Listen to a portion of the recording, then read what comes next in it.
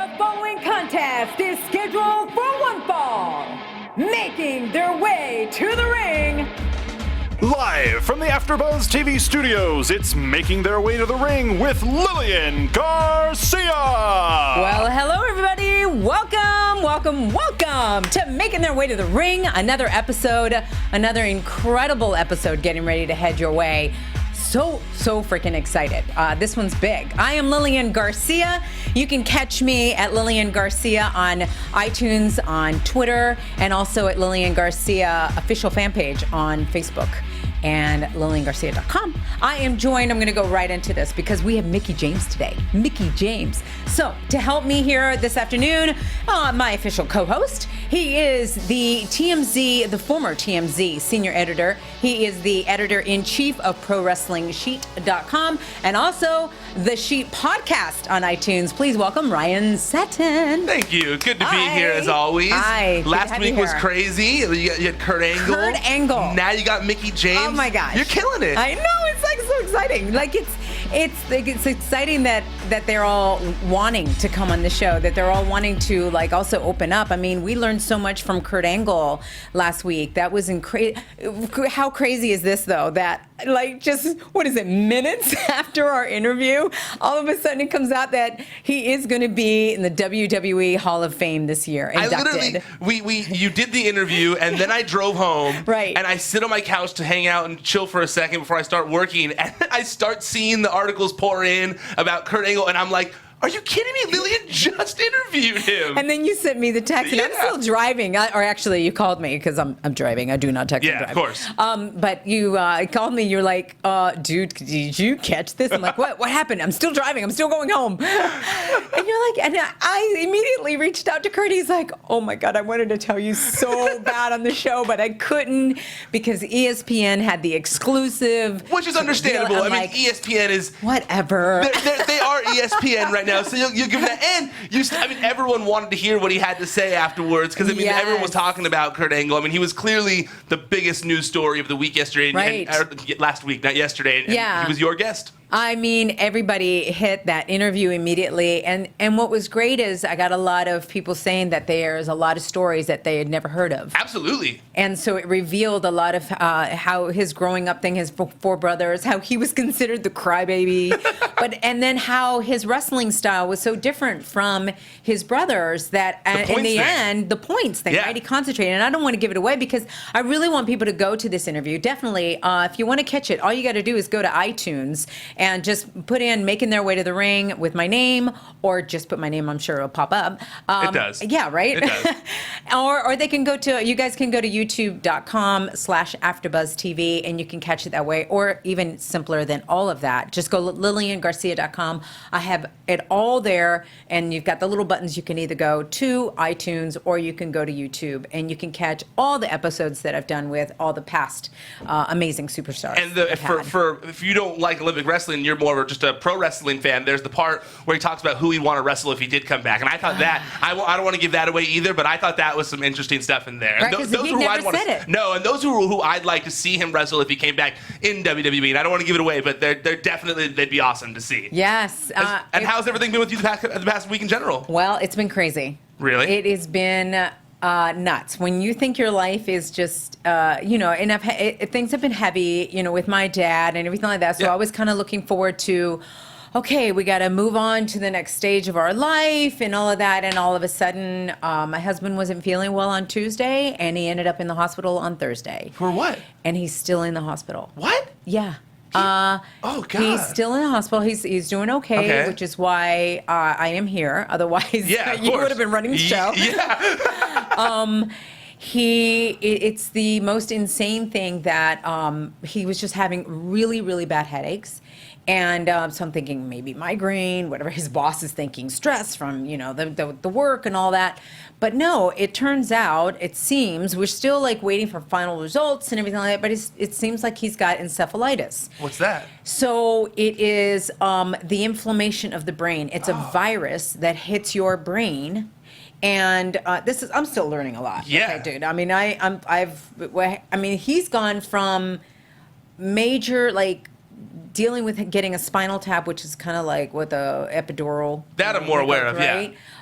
They're collecting liquid, and then all of a sudden there's blood in the liquid, and then it's like, oh God, a CAT scan and 2 CAT scans and MRIs and all these things that I'm just like, what is happening right now? Like, I can't even deal, right? I'm breathing just one moment at a time, and I find out, like, he got quarantined. Like, he's still quarantined. You can't go see him? I can go see him, but I got to wear the gloves and the mask and the things, and everybody, and he's not allowed out of the room.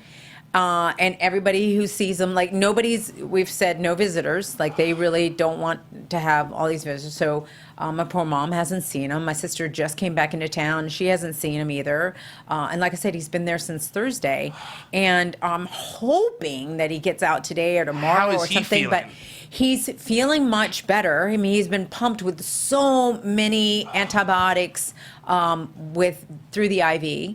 And he's feeling much better, but he's like, wow, I got to do this and I feel queasy, And it's like the virus, literally, I found out, had he not gone in, it's like the virus would have just eaten him up or whatever, and he would have died. And that's why I wanted to talk about this in a way, because I asked him too. I was like, are you okay that I bring this up? Because I feel like we've always said, the show is to empower people, to help people, right? And I feel like it's so important. Real things happen to people, They do. Yeah. To let people know, don't mess around. If you're feeling really bad and really sick, go to the hospital. Go to the ER. Don't worry about money. Don't worry about any of that kind of stuff.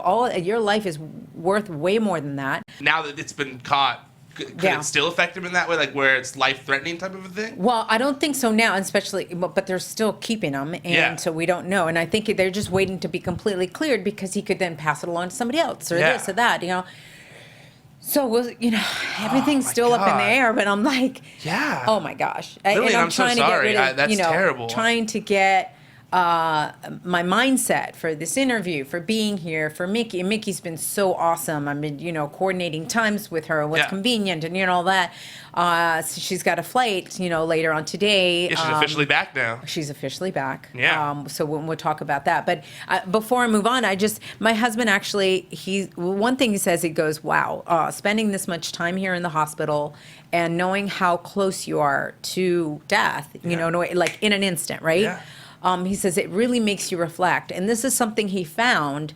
And I asked him if I could share, because he shared it with me. And I was like, can I share this with you, with everybody here? And he's like, yeah, absolutely. So it's like this. He goes, imagine that you won the following prize in a contest. Each morning, your bank account deposit is $86,400 in your private account to your personal use. However, this prize has rules. The set of rules are as follows. Everything that you don't spend each day will be taken away from you. Number 2, you may not simply transfer money into some other account. Number 3, you may only spend it. Number 4, each morning upon awakening, the bank opens your account with another $86,400 for the new day. Number 5, the bank can end the game without warning. At any time, it can say, game over. It can close the account and you will not receive a new one. What would you personally do with your prize? You would buy anything and everything you wanted, right? Not only for yourself, but for all the people you love and you care for. Even for people you don't know, because you couldn't possibly spend it all on yourself, right? You would try to spend every penny and use it all because you knew money would be replenished in the morning, right? So actually, this game is real. Shocked? Each of us is already a winner of a much more valuable prize. We just can't seem to see it. The prize is time. Number 1, each morning we awaken, we receive 86,400 seconds as a gift of life. Number 2, and when we go to sleep at night, any remaining time is not credited to us. Number 3, what we haven't used up that day is forever lost. Number 4, yesterday is forever gone. And number 5, each morning the account is refilled, but the bank can dissolve your account at any time without warning. So the bottom question is, so what will you do with your 86,400 seconds today? those seconds are worth much, much more than the same amount in dollars. Think about it and remember to enjoy every second of your life because time races by so much quicker than you think. Ugh, you make me want to cry. Like, isn't that crazy? Yeah, dude. I mean, it's 100% true. I mean, every single word in there was 100% true. I mean, I've never realized that we have 86,400 seconds in a day. Like, I never did the math, and why would I, right?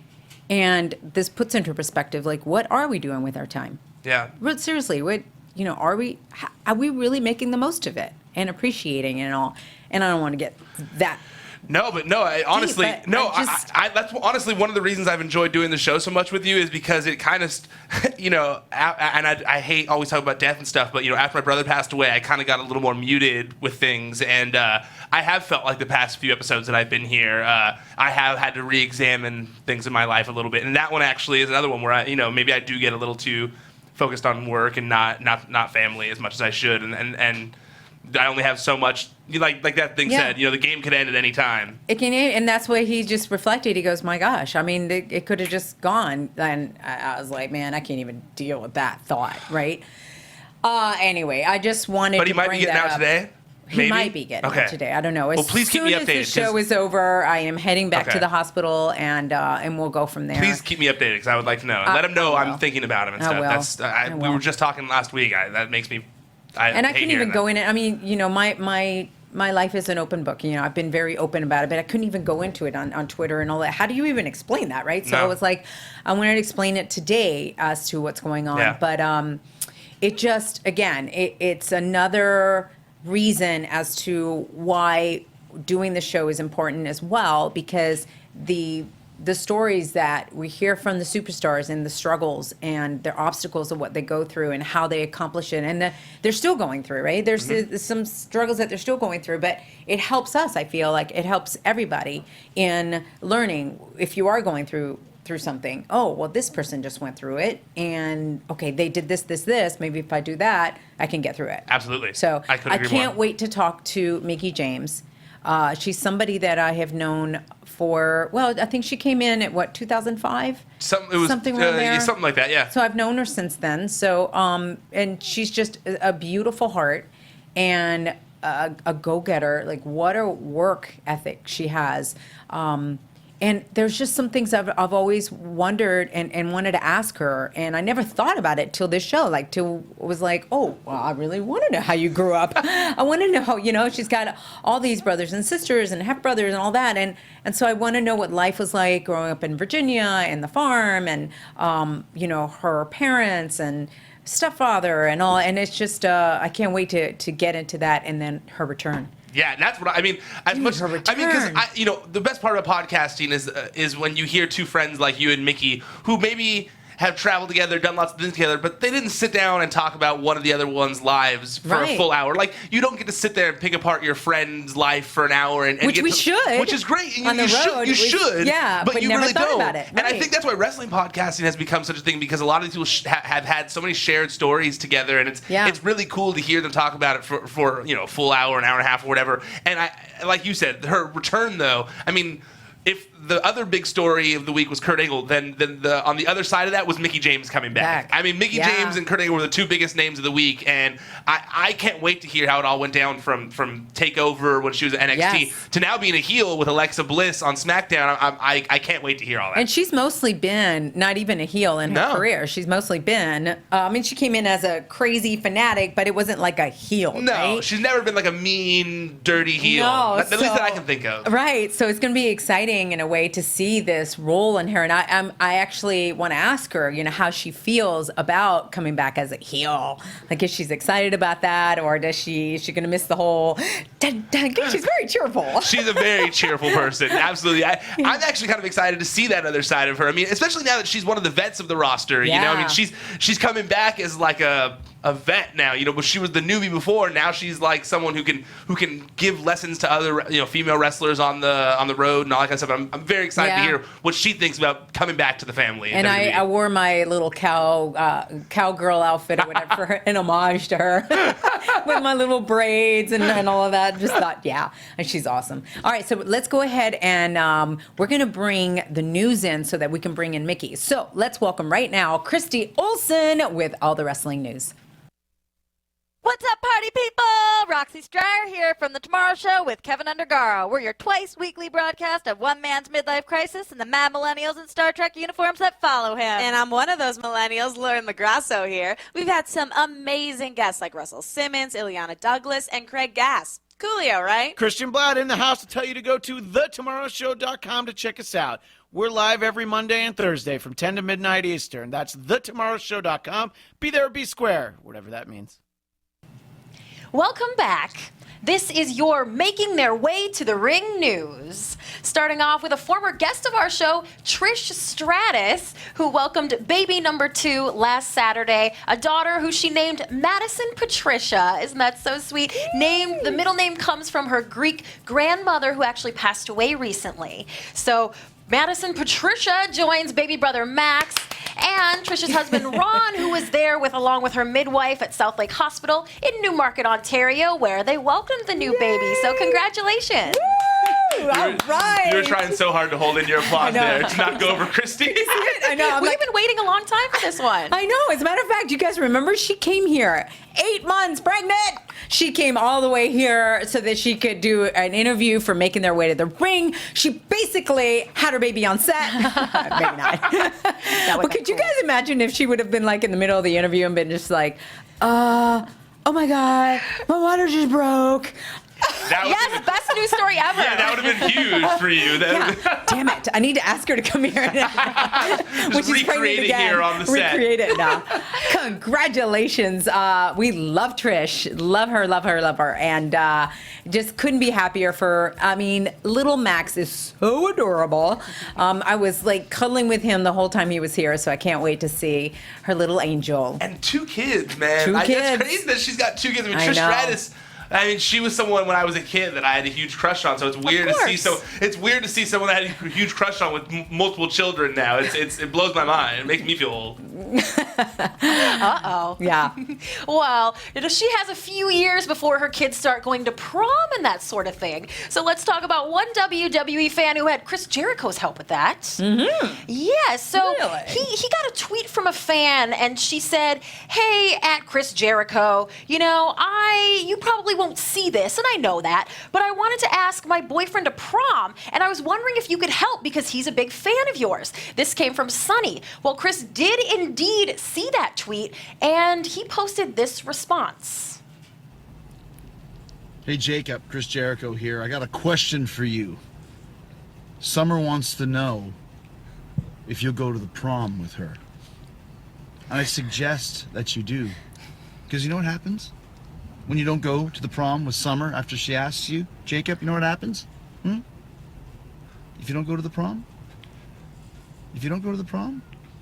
Then you just made the list! But I'm sure you're going to go. Have a great time, guys. Yes. Oh, isn't that just the best? Well, it worked out for Sunny because she later tweeted at Jericho and said he said yes. Of course he said yes. Can you imagine? It was just kind of spooky and creepy at the very beginning. I'm just like, where is this going? It reminds me of like Joe Pesci when he's like, "Do I make you laugh? Am I a clown to you?" No. And he's like, I love it. It's Jericho style. The guy is great. And to make that, can you imagine though how many other people then after that were saying, "Hey, so I want to ask such and such, and I want to ask this," and it just like probably got bombarded. oh, he probably is going to be having so many requests for promposals for the next few years now. But could you imagine being that kid and being a huge wrestling fan and having your girlfriend make that happen for you? I think somebody at that prom needs the night of the prom to play it up on a big screen and replay that. And I think it would be hilarious. Do we know if the guy said yes? He did. She just said yes. Yeah. He said yes, so Sonny's going to the prom. Congratulations, All right. girl. Have fun, guys. Well, not quite as happy news for SmackDown superstar AJ Styles, who actually was burglarized thieved, robbed. Not quite sure the exact definition of the word, but while he was performing at a WWE live event in Jonesboro, he reported that there was a theft went on backstage. He had a black bag stolen from him, which contained $1,000. It also had 7,000 Japanese yen, an iPhone, Beats headphones, a small screen TV, an Xbox 360, and 6 Xbox 360 games. Of course, AJ's on the road. What else is he doing?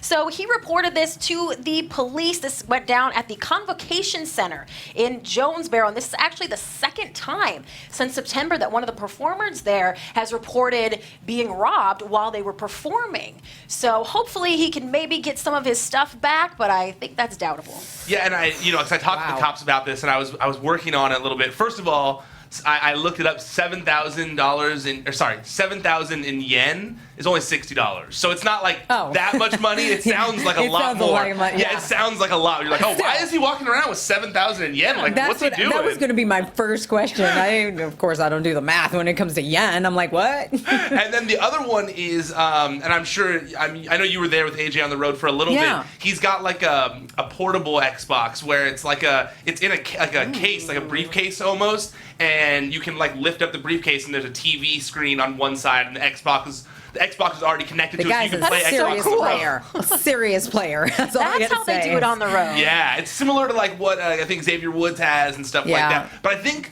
Xavier Woods has the Xbox. I'm assuming he has the Xbox One that he travels with, and not the 360 like AJ, which is a little more old school. Time to upgrade now. Well, look, these guys are on the road for 300 plus dates a year. I mean, it can't be something small. It's got to be something fun that you enjoy. It's like taking a piece of your home with you. You have to. You got to make things fun. But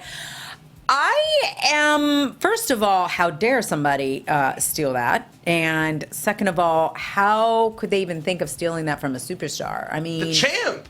Not only that, I mean, come on. The main guy of the show. What you call cojones, but not good cojones. You know what I mean? Like, and then the second theft in that place. I mean, just saying, you got to wonder, is it somebody inside job that works there? Well, if it was backstage, you would think it has to be, you know? I mean, I don't see how some regular person was getting backstage and having access to the locker room. So did you, when you talked to the cops, did they say anything like where this is going? Are they Right now, basically all they said was that they're just investigating the situation. I mean, in these scenarios, it's so hard. I mean, like, they're going to have to, obviously they're going to look through surveillance footage and see if they can find anyone going into the locker room. But when you don't know when exactly it happened or all those kind of things, I mean, a lot of these things, they get lost with the police. I mean, there's so many reports, there's so many things happening that, especially when it's, I mean, I hate to say it, but especially when it's someone who's got money like AJ Styles who will probably replace them in a heartbeat. You know, I have a hard time believing. But that's not the point. No, it's certainly not the point. I'm not saying it's wrong or right, but I just have a feeling like this will be the last we hear from it. I mean, he doesn't live there. He's probably not going to nag the cops about it to find out. I mean, and they're kind of trying to keep it under wraps. Obviously, this isn't a great look for them. And even the local news station who first reported this, KIT, has said that they've tried to get some more information as to the ongoing investigation, and they haven't been provided that. Yeah, and I tried the same thing too. I mean, I hounded them for hours just to get them to confirm that story on KAIT, just to make sure it was accurate first. And you know, I actually got a laptop stolen from the locker room. Really? One time wow. Years ago. So, and they looked at surveillance and everything, couldn't get down to the middle. See, that's what really bothers me. I know. Is that, like, you would think the locker room is a place where you can leave your things and there'll be people around to watch it. And I mean, I'm just someone who has never stolen anything. I'm like, I'm super good at two shoes when it comes to that kind of stuff. So I couldn't imagine stealing someone's personal belongings like that, like their iPhone, I mean, like you said, Christy, they're on the road. They have to entertain themselves. Absolutely, it's awful. Yeah, and it's like you have to freaking like strap it to something or put an alarm on it. It's crazy. Yep. We luckily have somebody now, a security guard, outside our locker room for the female locker room at all times, 24/7, and that's even more than just the belongings. That's just so nobody walks in on us, kind of thing. It's almost like, is that what's going to happen for the male locker room as well? I mean, you hate, times are just changing. It's awful. Well, and their first thought always has to be like, is this a rib? Did one of the guys take my Xbox? Right? Yeah, Don't you think? that's the first thought, right? Yeah, I hope that this shows up. I hope that he gets it back, and I hope that that could be, squash all of this. So Well, We'll we see. will keep you posted, right, Ryan? Absolutely. I'm working on it. All right. Let's talk about this weekend's upcoming pay-per-view, the Royal Rumble. Yes. Woo. A lot of people's favorite. It's going down this Sunday live from the Alamo Dome. You can catch it on the WWE Network. That's in San Antonio. If you're in the area, make sure you go check it out. The number one contender for either the Raw Universal Championship or the SmackDown Live World Championship will be named in a 30-man battle royal. You're going to see Undertaker, Brock Lesnar, Goldberg, and a slew of other superstars. Other matches on this card include Kevin Owens versus Roman Reigns for the Universal Championship. And you know, Chris Jericho, who we just saw a little bit ago, will be suspended above the ring in a shark cage.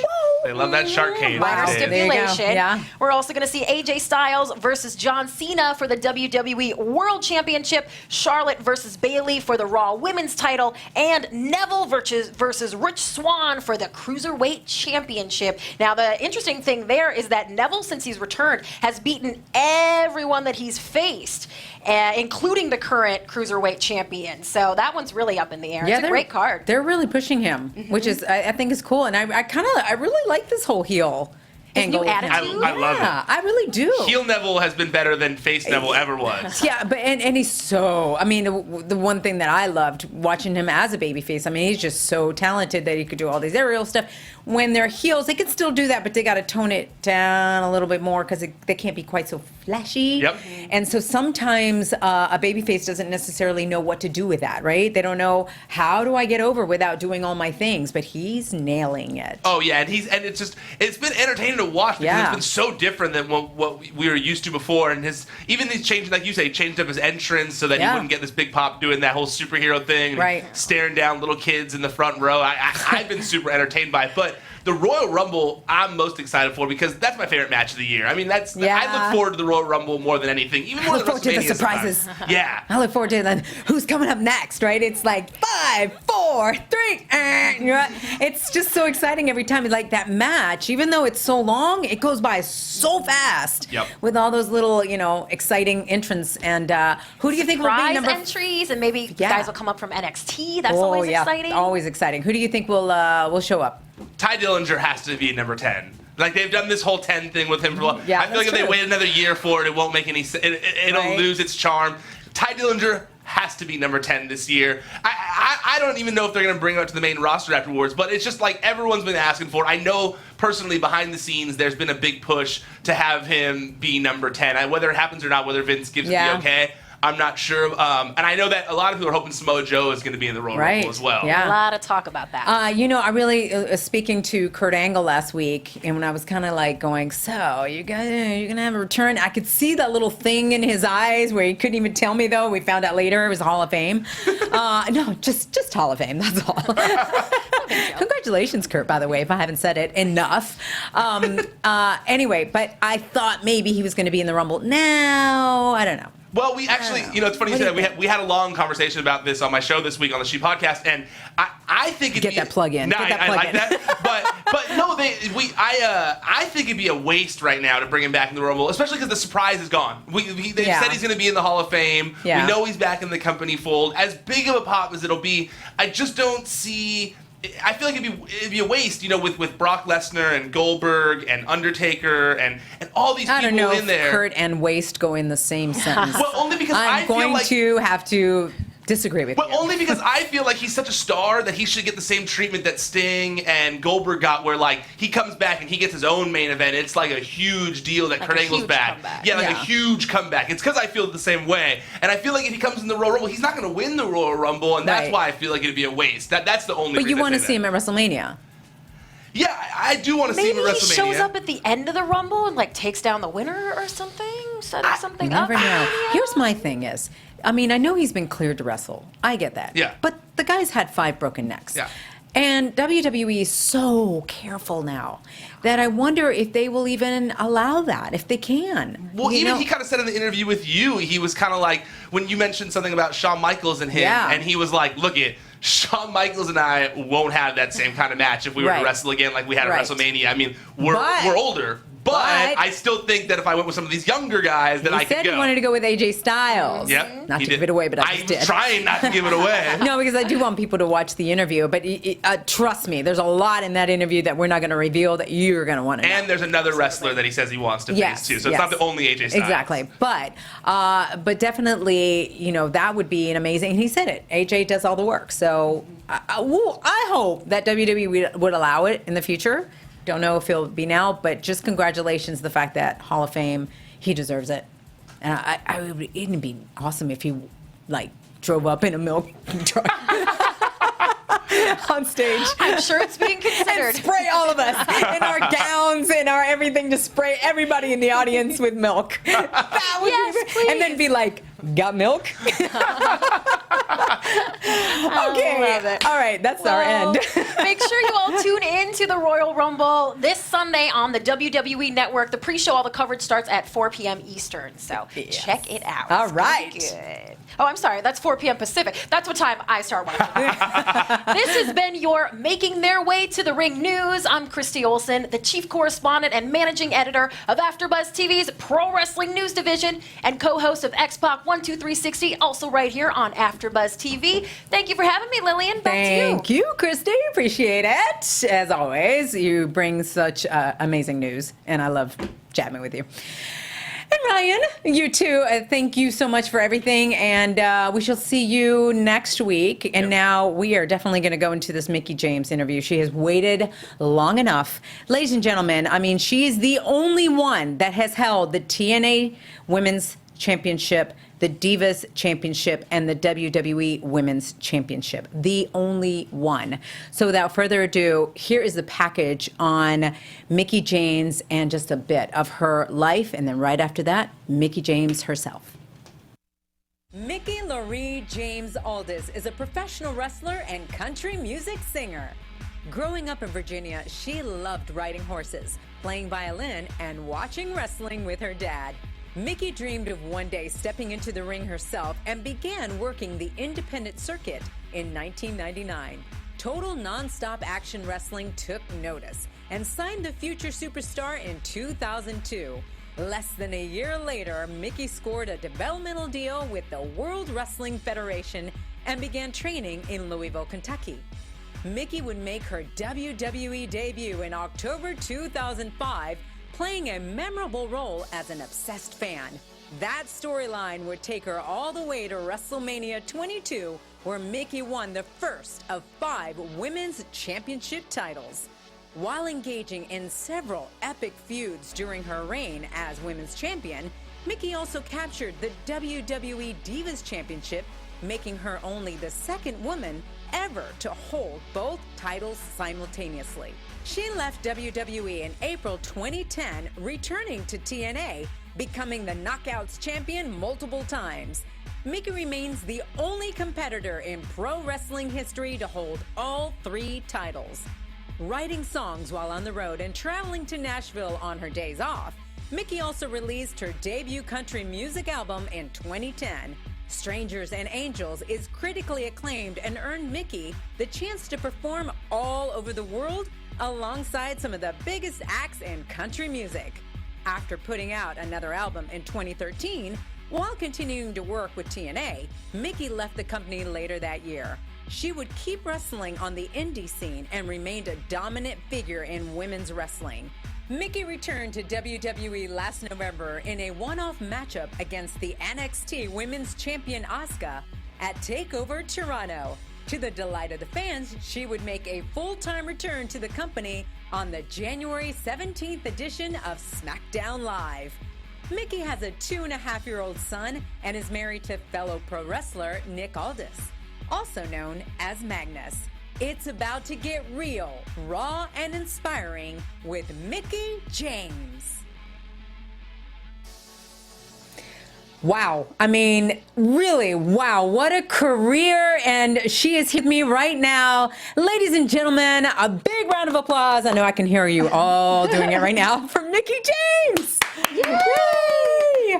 Mickie, my God, it's so great to have you here on Making Their Way to the Ring. Seriously. Well, thank you for having me. I really appreciate it. Oh, you know what? The fact that you've even granted me the first interview since you got back to the WWE, I can't thank you enough. Everyone's so excited. As soon as it got announced that you were giving me the first interview, it went everywhere.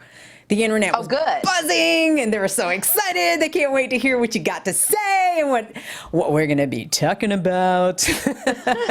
Let's just say, like I said, it's going to get real, raw, and inspiring, because I think that's very, very important, that the stories that are heard here, that they have an inspiration for somebody out there that's going through the same thing. And I know we are definitely going to touch on your return to the WWE. I can't wait to talk about that. But like I always say, it starts at the very beginning. So let's go way back. Born in Virginia. Country girl. By the way, do you see on my little country, I've got my little braid for you. I love it. I've got the little necklace. It's got a little country flair. My little outfit, an homage to you, girl. Well, thank you. You look gorgeous. Thank you. You too. You definitely do. Even through Skype, or FaceTime. I think we're FaceTiming right now, because Skype, forget it. It's like, it's great that you can do one or the other, right? But so I always tell people, you can hear this on iTunes, or you can watch us live right here on YouTube. You are about to be flying out later on today. You've got you'll be heading to Toledo, Ohio. Holy Toledo. A little SmackDown action, yes. But like I said, let's go back to Virginia. All right, so you're born in Virginia. You, how was life? How was life in Virginia growing up there? It was pretty awesome. I was a small town girl. We had my horses, like my grandmother had a horse farm. And I would never say, like, we were very middle class America, like we definitely had our struggling times, and we definitely had our good times, but we were always like, my family is very important to me. I guess we've been through a lot together. And the ups and downs and craziness of it all, of, being a family. Yeah, right. But right. But it's like, it's one of those things of like, I'm very fortunate. I feel like that my life, the way I grew up, and having to work, my mom worked 2 jobs. My stepdad worked constantly, and they're still working today, and that's just the way it always was, just to keep food on the table and keep everybody, comfortable, and be able to follow their own like passions and dreams and things like that. So they were very giving and very understanding in a lot of ways in that. Yeah, I saw that your dad was a wastewater treatment worker. Yep, my real father was, yes. Yeah, and a landscaper, right? Was he also a lacrosse coach? No, he's coached, and he still coaches basketball. Oh, basketball, okay. Right, for basketball for the church and for the youth league in the county. So, yeah. He loves you basketball. You can't believe everything that's on the internet. Right. I got lacrosse. that from, I was like, lacrosse, where'd that come from? But I wanted to ask you that directly, for sure. And your stepfather, tell me a little bit about him. He worked in the logging industry for a very long time. He was a mechanic, and then he's driven tractor trailers and trucks pretty much all of his life. And so that's what he still does now. He works for a concrete company, building those big walls on the interstates and stuff like that. Yeah. Yeah, so it's dirty work, man. It's like hard work. Yeah, it's crazy. He's going to be, he'll be. He's 65 now, and he's not even considering retirement. It's crazy. He's like, I guess I could go one more year, and I'm like, you've worked all your life. Like, don't you want to just relax? Yeah, but some people don't have that in them. They're like, I don't want to relax because relaxing is not fun for me. Like, I'm a type A personality. You are too. I don't ever see us just like, okay, time to like put our feet up and do nothing. Like, you can do it for like a week when you're on vacation. Yeah, and by the end of it, you're like, I really need to do something. Something, right? And now your mother was a teacher and a real estate agent, right? Yep. So she did real estate for a long time. And she also, when I was growing up, she worked in a machinery company, like a metal machinery company, where she was doing the steel, like having it pressed and building like these big metal cabinets. Now she works with special needs kids at at an elementary school. So she does a lot of one-on-one work with them. I think that, the little girl that she had last year had Angelman syndrome. Oh, wow. Which is like, yeah, it's crazy. And I'm like, she has so much patience. Luckily, fortunate for her, she has the personality to do something like that because she is such a giver and very much a nurturer. And I think that she really helps the kids. And she's got a little boy, Sam, this year, who she adores. And I think because she does that one-on-one work, she's able to like form these like really special bonds with those children because most of them are like autistic or they're somewhere on the spectrum or they're just really like, they need full-time care kind of deal. So it's a way for them to be able to go to school and be interactive with all the other children, but still get what they need. Yeah. There's a reason I bring all this up as to, all the different jobs that your father, your stepfather, your mother have had, still have. What has all of that instilled in you? From like an early age to now. I think too, because my grandmother, we spent a lot of time on the farm and, I had to clean stalls every day, every weekend and every summer we spent at the farm. And that consisted of like cleaning stalls every day. And I'd have to ride, we would train and work with a lot of horses before we would show them during the summer. And so I'd have to ride 2 or 3 horses a day before I could ride my own. And, feed and hay. I mean, it's hard work, but it was all very like gratifying because you got the fruits of your labor. It didn't come without reward. And I realize now how expensive that hobby is because I still have 2 horses of my own, and it was a lot. It was a lot for them to be able to afford to let us go. That was one of the reasons why my grandmother still worked the graveyard shift at the nursing home, and my mom was working 2 jobs. So my sister and I could be at horse shows and do that because it's an expensive hobby, and I had no idea as a child. You just like, oh, like this is awesome. But you get away from it all and it's like, easily $1,000 a horse show, and it's like, wow. Whoa, I had no idea. I had no idea it was that expensive. Yeah, it's crazy. But I was really fortunate in that. But it was great, in that thing. Like it did teach me a lot of responsibility and that nothing comes for free and that you have to work hard to get where you want. And they made sure that they instilled that in us. And I think that was very important. And it's kind of served me throughout my career in a lot of ways because it's come with a lot of hard work the whole way through. So. And you talk about the fact that you did struggle as a family. I mean, can you talk about some of the obstacles growing up that you went through that have really like stuck with you? And because you also went through that, it is made you who you are today? I'll tell you the biggest obstacle, and I've not talked about it like publicly with a lot of places, but my step-grandfather, my sister and I were both molested from when I was like 9 until almost 15 years old, so 6 years. And wow, nobody Mickie, so sorry. knew. No, it's okay. Yeah, I didn't even know that, and I was with you for so many years. No, I know, because I never really talked about it. I kept this like, I was ashamed. You know what I mean? It's like it's one of those things of like, and this is why I talk about it now, because I feel like I have no reason to be ashamed after everything I've accomplished in my life, right? And gone through all this, and it made me stronger as a person. And yeah, it sucked, and it sucked to have to go through high school, my last like 2-3 years of high school, like with this, what I thought, not like, and my sister as well, and everybody, we all deal with it differently, and but I feel like I recognize now as an adult, or so far from it, a lot of the decisions I made after that. How what happened then reflected in my decisions, whether it be in poor relationships or just poor decisions in general, but it also reflected in a lot of in my fight for a lot of things. Yes. Because, when you have to sit in front of a courthouse and tell these stories of what happened and everything in front of your peers, in front of family members, in front of the man who did this to you, it was hard. It was really, really hard. And I think, I struggled with it for a really long time, and I just found other escapisms, whether it be, the high of wrestling, whether it be drugs, whether it be relationships, anything that could help me like be okay with myself, Right.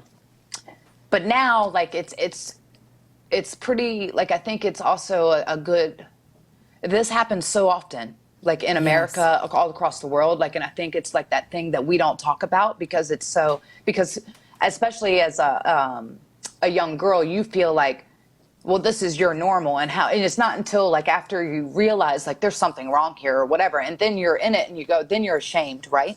So it's like, well, how do you address this? What do you do? Like, if I tell, then something bad could happen to my family or my horses or any of that. You know, it's just all these crazy thoughts go through your head, and you just kind of, you end up like kind of almost not burying your head in the sand, but like if it makes sense, like playing this role like that, you know, like as if that's a whole other thing, that's a different person, or that's a, you know, so maybe I've been acting my whole life. I don't know. You know, I laugh about it now, but it's, you know, you have to kind of, I find that like that whole experience in itself really molded me as a person. It really. Yeah. What gave you the courage to finally say something? And did your family believe you right away? It wasn't me. My sister was the one who had the guts to first say something. Oh, wow. And she told my aunt-in-law, I guess, sister-in-law. Yeah. Told my aunt and my sister-in-law. And she was the one who first, and I was petrified. I was like, oh my God, I can't believe, you know, why did you, because I'm thinking at this time I was almost 16 years old. And in my mind, I'm going, 2 more years and I can run away. I can get away. I can just go away, you know? But I'm so grateful that she had the backbone to do it, because it was like, you know, he got what he deserved and he died in prison. And it was one of those things. He showed no remorse, you know, in the courtroom or anything like that. And it was just one of those things where you just really realize how sick he was, and you know, what an evil person perhaps, you know, and he was. And it took, even then, like, you feel like this, like, oh, I felt guilty in the courtroom, like, oh, how could I do this? Is terrible, and why am I doing this? You know, why are we doing this to him? And then it's like, no, he's an asshole, and I can't believe he ruined our lives and took all this from us, like all these things that we're supposed to experience with our first loves and our first kisses and all these things, you know. But yeah, it's, thank God for my sister, you know, in that aspect, because she was the saving, she was the angel in that situation. Is she older or younger? She's younger. She's younger. Yeah, she's 2 years younger than me. Yeah. Okay. And have you been able to forgive him? Yes. Yeah. You don't forget these things, you know, but I feel like in order for my own personal growth, I had to forgive him. Yeah. And it took, like, I thought I had forgave him years, you know, before he passed away, but I hadn't, because that was close to, when he passed away was about 6 months before I got let go from WWE the first time in 2010.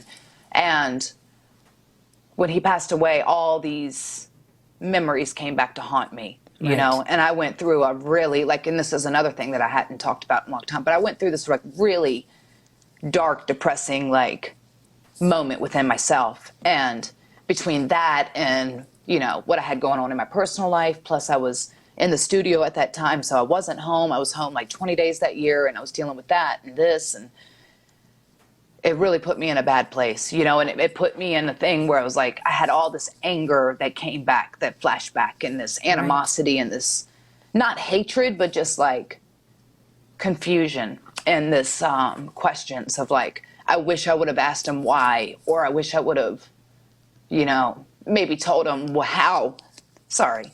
And nothing to how apologize. What he did affected both of us, my sister and I, and our future, in the future of our lives. And yeah, and you didn't, so it was in missing that closure. I think it was that I and it was just, you know, but I forgive him now, because you have to like be able to do that and recognize that, and being like, nothing that you could have ever said or done would have changed who he was as a person, or could have changed his circumstances.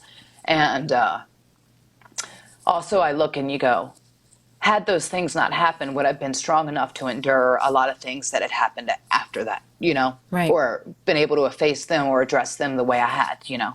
So what in the end do you feel helped you to be able to forgive him? And did you go through therapy? Did you have someone that you relied on a lot? Did you read books? How did you get to that? Of course, I talked to my mom and my grandmother and my sister about it. I did go to therapy when we were going through court. Like they made us go to therapy for a spell, and then me being the rebel that I was at the time was just kind of like, I don't need therapy. I don't want this or whatever. And I've thought about like maybe perhaps it probably would have done good if I'd actually addressed it in that thing. But I feel like my therapy has been a lot through my horses and through my other outlets, and it took me. I'm 37 now, and it took me. I would say 15 years to come to it. It wasn't until after I left WWE and I was even at TNA, like through that first beginning. It wasn't until a few years ago that I really accepted it and became more open about it and became more free to talk about it. Because I feel like that's the real big thing. And as if I can help someone else that this is happening to right now, or if it's happened to and they feel like in this dark place where they go like, everyone's judging me, or they look down on me, or I hate my body because of this, or any of that. Like, if I can help one person in that whole road that it took forever to get through, then hopefully that would do some good in the end. What would you say to somebody right now that is in that situation? Would you tell them to seek help, and how? Yeah, I mean, what do you say? It's so hard because it's. Do you tell them to speak out for sure? Tell someone. Yeah, tell someone. Tell someone that they trust. Right. Yeah, talk to anybody. And if that person doesn't believe you and that person doesn't want to talk to you about it, talk to somebody else, whether it's your preacher, whether it's your best friend, whether it's, obviously your parents or, no one is going to judge you. Right. No one is going to judge you at the end of the day. Because it's not your fault. And it's not your fault. It's totally not your fault. And that's the problem is like there is that moment of you feel like it is your fault. Like you've either allowed this or you've welcomed it in some aspect. Like it's the same. It's that the rape syndrome thing is like where women are so afraid to come forth because they feel like, oh, well, I was drunk or I was this or I was that. Like that, none of that matters. Like it's not your fault kind of deal. Right. Yeah, wow. I would say tell someone. Mickie, I'm telling you, I didn't even know that this conversation was going to go this way already from the very beginning. And I want to thank you. No, but I'm saying it in such a positive way. I want to thank you so much for opening up like that because it is so inspiring. It really is. You're in a position to change so many people's lives. So many people's lives. And it is by you being this raw and real that gives people hope. I think it took me a long time to get to this point too. And I thank you. I appreciate that. It took me a long time to get to the point where I was open to talk about it because I felt like,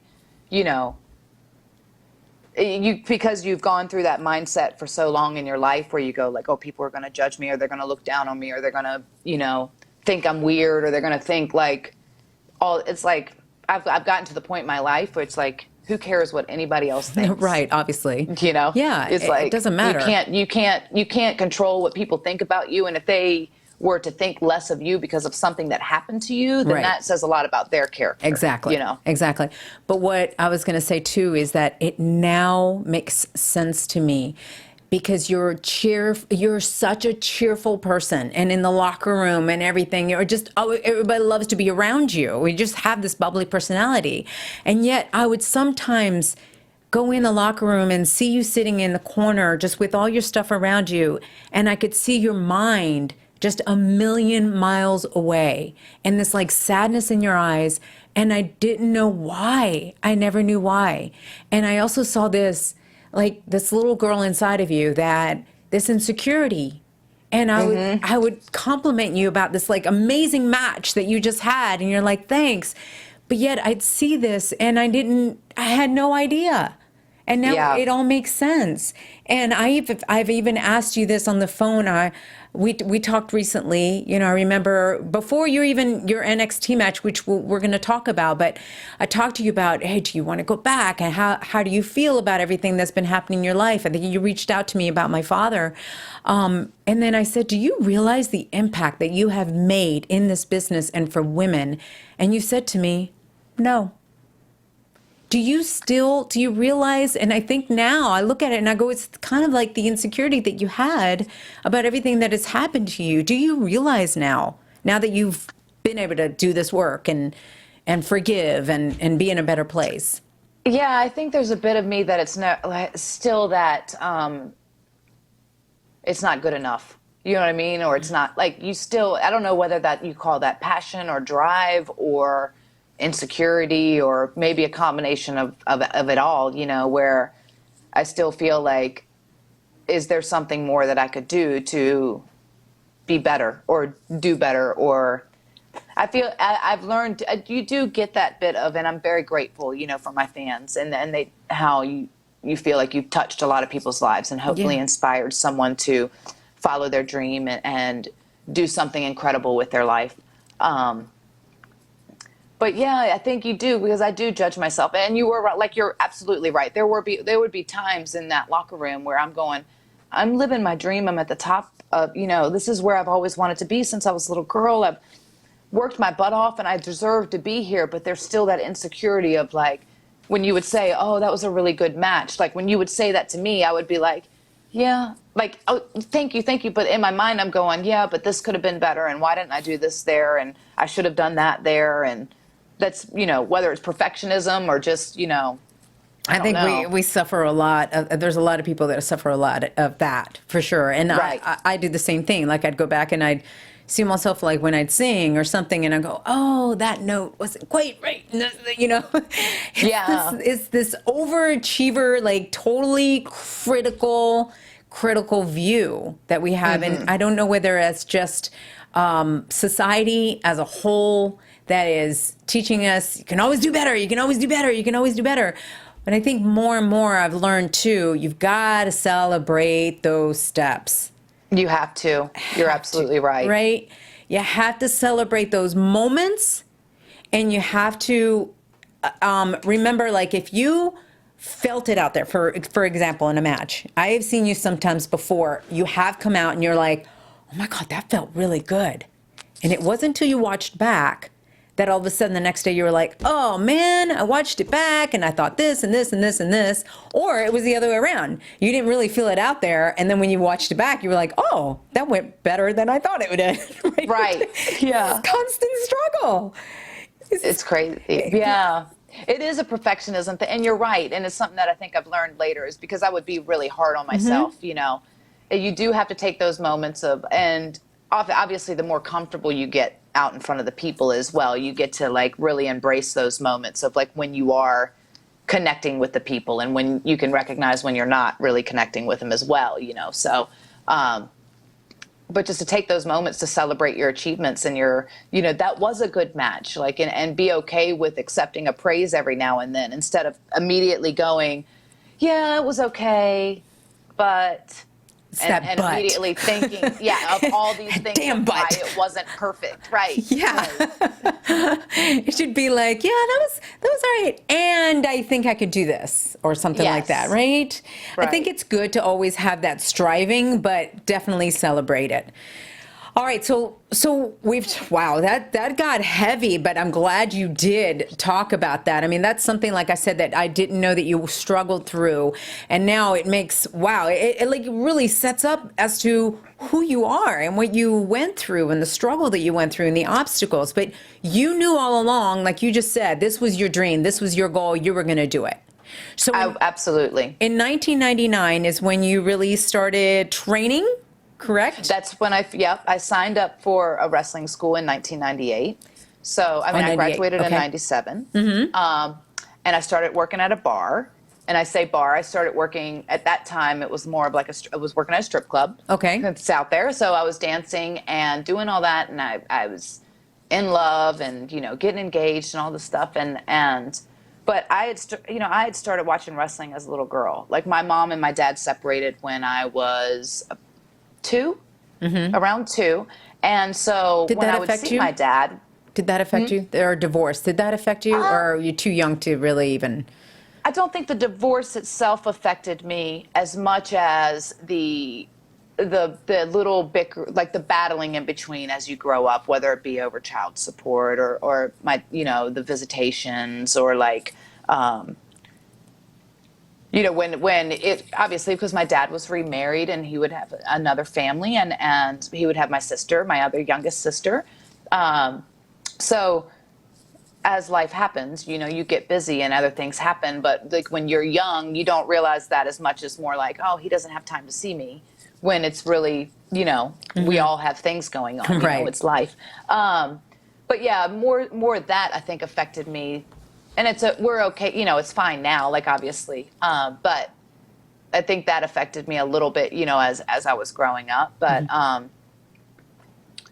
yeah, so but that was our bonding thing. Wrestling was our bonding. Like when I'd see him on the weekends and we'd watch, wrestling and I could live like, even we would play wrestle like in the commercial breaks and stuff, my sister and I and him. So I had an immediate love for wrestling as a young girl. And I remember saying then like, oh, I'm going to be a wrestler and okay. And I'd come off with an elbow, but it was, it's just one of those things that you say. And then my other passion is obviously horses. So in reality, I guess I had presumed that that's what I would do with my life. I would be, the realistic side of me would go like, I'm going to be a horse trainer and I love horses. It's my other passion. And that's what I'll do. And that's what I looked into like studying after school and stuff. Right.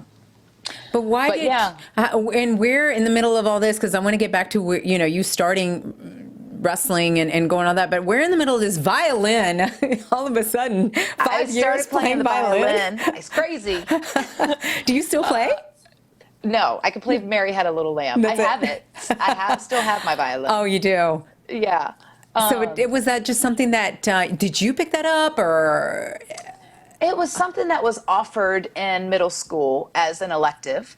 And I picked it up and it was one of those escapisms, I think. And then I wasn't great. I wasn't by any means like, symphony orchestra. I did play in the school orchestra in the symphony. Wow. But I was like second string violin. But it was okay. I was pretty good then, but I played all the way up from 5th grade all the way up to my 10th year, through 10th grade, and then kind of gave it up in the midst of, that's also like right in the midst of everything else that was going on.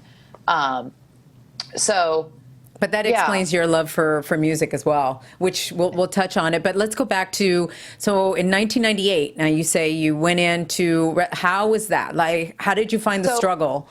A friend of mine at the bar that I was working at, because every Monday, every Thursday, I was locked in, when I'm like, oh man, I just love it so much. And this is the whole era. This is the Rock, the Stone Cold, D-Generation X, that whole Attitude era where I was just like, oh my God. Yeah, I came in 99. I know. Yeah. It was amazing. It's crazy, right? Like, I feel like that was one of the, I wish I could have been in that time. Yeah. Don't we all? And luckily I was, and I talked to Kurt Angle about that, last week in my interview with him, and we're talking about, we didn't realize at the moment, we thought we were like really cool vibe, like that was really, but now you look back and you go, whoa, that was really a moment, some no doubt. Special freaking years. So anyway, go ahead. So you're watching it, you're all excited, you want to be in it, and then what? Right. My friend, he suggested, he goes, my buddy has a wrestling school. It's up near D.C., which was about 2.5 hours, 2 hours, depending on traffic, from me. And he's like, he's got a wrestling school. You should go up and check it out. Yeah, I think you'd be pretty good at it if you just gave it a whirl. And I'm like, I had no idea that I just thought that they found these people like in the circus, like almost like that kind of thing. Like, wow, yeah. Oh my gosh, because they all seem such larger than life people and characters to me, because I was still very much a fan. Yeah. And I was like, oh my God, a wrestling school. I went up that day. Then the next day they had practice, called the guy, whatever. Went up the next day, practiced, and just checked it out. I ran the ropes a little bit, and I was like, I'm in. I signed up that day, and I had my deposit paid and everything else the next time I went up. And that's what I started then. And then I had my first match. It was March 3rd, I believe, 1999 was my first match. And was that the one with Tommy Dreamer, or was that later? No, that was later. That was later, yeah. So it was American Mike Brown. It was myself and Jake House of Hardcore or something, right? Yeah. No, this was... later on with Tommy Dreamer was House of Hardcore, yeah. Yeah, he's just started this House of Hardcore. That's just been recently. House of Hardcore. Oh, is a right. new adventure. I've gotten way too far ahead. Yes. But I'm thinking of, but you did start with Tommy Dreamer way back. Tommy saw me very young when it was with the ECW and stuff, and I was very green. I was still only about a year in the business. And mind you, the school that I started with, it was not the greatest school in the world. But it got me my start, and it got me. There was things that were like, oh, I wish I would have known this going into like when I met Tommy Dreamer, and then I ended up having my ECW tryout, and I didn't get it, Right. And I was just like, oh, bummer. But now I'm Did they tell you grateful why? that it didn't happen. Yeah, did they tell you why? Well, I was supposed to come in and be Beulah's little sister, is what it was. Okay. But, obviously ECW was going out of business soon. Like, it was kind of on that. It was very much, and it wasn't like they could really afford to pay me. But honestly, at that point, I probably would have done it for close to next to nothing, right? But, yeah, and it was just me not being smart in the business, and being very green and very naive and just very stupid, and making, whether it was like because I had a drink and, was like hanging out like I was cool, like I was like part of the locker room when I was an outsider, Right. But yeah, it was just one of those things. And I'm grateful that it didn't happen now because my career could have ended up completely different, Right. But yeah, it was like those but Tommy has been one of my best friends since that moment. He's given me some of the best advice and always been there by my side. And he's always had wonderful things to say about me. And I would just do anything in the world for him. Oh, he's awesome. He's a good man. Yeah, he's awesome. So take us through the journey of, you end up at TNA. Right. So I transferred schools about 2 years in. I transferred schools to a school in Maryland called Maryland Championship Wrestling. It was Bone Breakers at the time was the name of the school, with Danny McDivitt, and started training there. And then out of that, I started to really make some headway and make connections. And he was very smart. He wrestled as Corporal Punishment, which he had done some stuff with WWE, mostly like dark matches or stuff like that. And he provided like a lot of talent. Like Lita came out of there, Orlando Jordan came out of there. So he was an excellent trainer. He's a great trainer. And it was a great school to be a part of. Obviously Joey Mercury and Christian York both came out of there as well. So it's like I made all these friendships and bonds and started to really make my own way as a female in the industry at that time, when female wrestlers at that point were not a big thing, as big as they are now. So I got picked up with Ring of Honor and started working with them. I managed AJ, and I did some cool things there, and was working with Punk and all that. And I went in for TNA's first pay-per-view, which was a double pay-per-view, and did their lingerie battle royal. How do you feel about that? Yeah, just touch on that. Like, the industry has changed so much with the women and what they're doing now, as opposed to the bikini matches, the all of that, the lingerie matches, pillow fights, pillow fights, which I remember being somehow stuck in the middle of one of them. You're like, why? What am I doing? And I remember being thrown in a mud match. I think it was a chocolate pudding match. At least I was like, this is good. That's tasty. I hope it's sanitary. How do you feel about that, though, about the industry and how it's evolved with women? So it's a catch-22. Me being a wrestler, I love the fact that it's evolving in this, like, where we're taking women's wrestling very seriously, and it's a sport and it's competitive, and we're just as good as the guys. I love that. Me as the fan goes, I grew up with like the evening gown matches and like these like gimmicky matches, but by the time they got to those points, there was a whole story that had happened prior to them like wanting to like get an evening gown and one of them get their gown ripped off. So I found them entertaining as a fan, and like it's different when you're a part of them, obviously, like when we're doing like the bikini battle royals and there's water guns and you're like slipping up and you're like, something awkward. You go to do something on the ropes and it's completely wet and you end up like eating it. It was awesome. I remember that. I remember seeing a lot of you guys like slipping and sliding. I'm like, oh my God, someone is going to twist an ankle, is going to kill themselves. But we had fun with them. But it was fun. Like, they were fun. Like they were like, So a piece of me goes, I feel like there's room for, obviously we're going more towards a PG, era right now, but there was room for all of it, Yeah. in that there's room for serious wrestling. There's room for fun, gimmicky thing. The last thing I want to see is someone who's not a serious wrestler in a serious wrestling match. You know what I mean? So why wouldn't you put a character like that? Even though there's room for those types of characters on the show, but why wouldn't you put them in some type of fun, like, gimmicky style? Yeah. And where, I'm sure, you know how things evolve. I'm sure something fun will come up for sure. Right. But let's talk about now, you were in TNA and all, but I have to know, because I remember seeing you, and I was going to bring this up directly with you. I remember seeing you in Detroit, and you were backstage. You were at WWE, but you really hadn't made your debut or anything like that. They were bringing you backstage a little bit just to kind of check it all out, right? And I do remember that you, at the time, did you have color in your hair? I remember something. I used to do like this. It was almost like a Punky Brewster type of character. Yes. In OVW. So and did I you would have do contacts like pink too? streaks and white streaks and. You had all this going on, and I think I remember you even having contacts and all that. Now you never went out there like that, right? No. Right. So I just remember you being backstage like this, and it was in Detroit that I don't know why that arena sticks out to me. And I remember literally saying to myself, this girl is so adorable, so cute, she doesn't need all of that on her. And I don't remember if I told you that.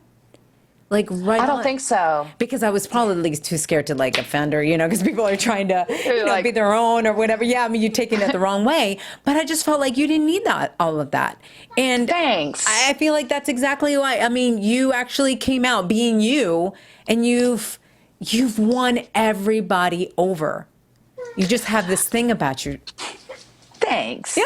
I think that's one of those things too. I was in OVW and I was trying to find myself as a character and as a person, and and you're throwing all this stuff against the wall, because I was in developmental almost 3 years, so I was just throwing everything like, okay, well, maybe I need to change my hair, or maybe I need to do this, or like change my character, and just try to find something that would be unique enough and that would stick and that people would love and that they might consider like this could work on television. And thank God that didn't work on television, because it destroyed my hair. I'm like, think about it, because you'd have to bleach it first and then put the streaks in, and I never had extensions or anything like that. So it's like the amount of torture you put through your hair, we already do just in the overprocessing of going through TV and stuff. I'm like, and the blow dryers and this. Oh, I remember Trish being one of them when she first started, and her hair was way down to her waist. And I really thought that she had fake hair, and she was like, no, this is all mine. And then by the end of the whole thing, it was so much shorter because it fell out from all the processing. Right. Yeah. So that is one thing for sure that I think that people need to know in the industry. I mean, you're trying to stand out and trying to do something, but sometimes it's just as simply as with you. You were just so good at your craft. And you became like, hey, this is who I am. And that's what made you stand out. Is that what you would tell other people that are other female wrestlers that are coming into the business, that are trying to find their way? I think so. I feel like the best characters that have ever been on television, and for me, the ones that really resonated with me, like obviously, like I was a huge Macho Man fan. He was like this larger than life, colorful character, and he believed in his promos or whatever. I feel like, though, the Stone Colds and the Rocks and all these characters, they really are themselves with the volume turned all the way up and little flashes of like this like edge, something different. Obviously, they can say things and do things that they wouldn't. That's the beauty of television and being, a star in the business, is that you can say and do all these things that perhaps you might want to say every now and then, but you never would. But then it's television, so you can say it all, and that's the beauty of it, and that's what really sticks with people, is that, it is and then it feels more real to them, because then they can see that this is who this person really is. They can connect with that, and there feels like there's this, like Stone Cold. Oh, that reminds me of my, my uncle that would go out, So it's like you resonate with them, or it really like sticks with them, or if they just feel like a piece of themselves in it, Right. So how did it feel like in the first, okay, you've been now, this is your second time. So before, on the first run of WWE, first of all, how was it for you when they finally said, okay, we're going to give you this opportunity, and not only that, we're going to make you a super fan, and now you're going to be working with Trish Stratus. How was that? Crazy. I never expected it. You know, it was, I guess because I was supposed to debut a couple times at that point. In fact, I did debut with CM Punk on Sunday Night Heat. And wow. I didn't even remember that. So we did that, okay. and we went out and did this match, and I was his manager, and we come back and they're like, oh, I don't really see you two together. I like both of you guys separately, but together it's just not working for me. And I'm like, oh man. Yeah.